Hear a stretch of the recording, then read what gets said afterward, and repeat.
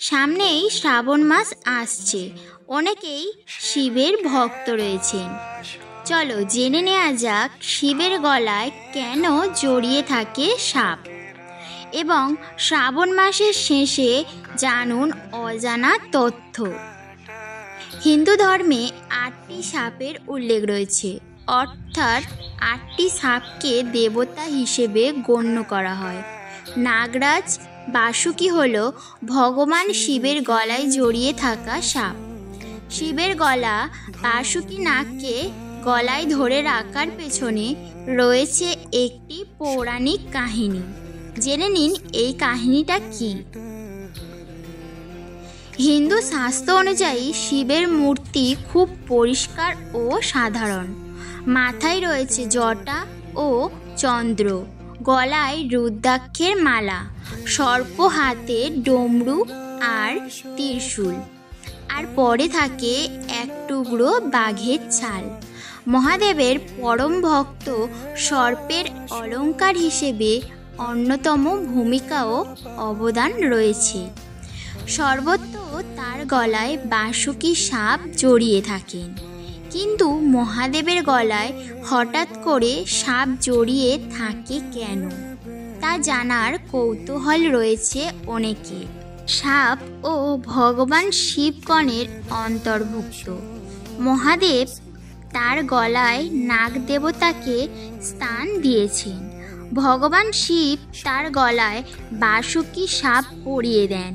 শুধু তাই নয়, লিঙ্গ কখনো একা প্রতিষ্ঠিত হয় না। শিবলিঙ্গের সঙ্গেও সর্প দেবতা অবস্থান করেছেন। নাগ দেবতা ও নন্দীর আরাধনা করলেই ভগবান শিবের আরাধনা সম্পূর্ণ বলে বিবেচিত হয়। নাগপঞ্চমীর দিনে সর্পদেবতা ও ভগবান শিবের পুজো করলে সুখ ও সৌভাগ্য বৃদ্ধি পায়। মহাদেবের গলায় কিভাবে বাসুকি নাগ এলো? কথিত আছে নাগ বংশীরা হিমালয় পর্বতে বাস করতেন।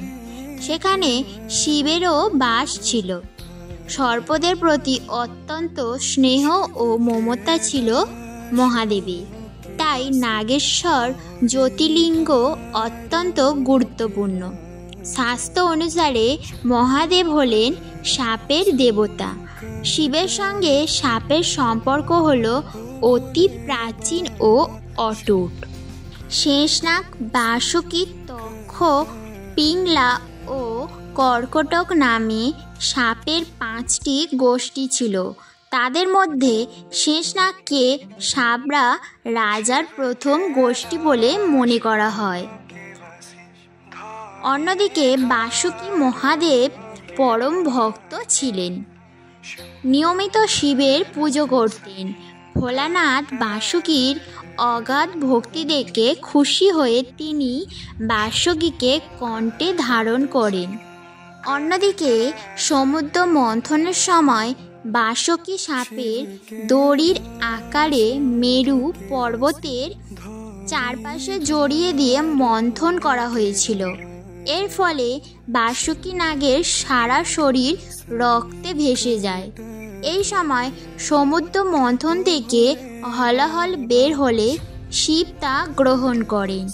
এই সময় বাসুকি নাগও ভগবান শিবকে সাহায্য করার জন্য বিষ গ্রহণ করে থাকেন।